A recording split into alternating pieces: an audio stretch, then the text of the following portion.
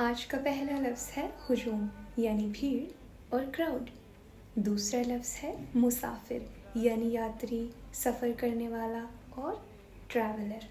तीसरा लफ्ज़ है काफ़िला यानी यात्रियों का समूह, गिरोह और अ ग्रुप ऑफ ट्रैवलर्स। चौथा लफ्ज़ है आबला यानी छाला और ब्लिस्टर।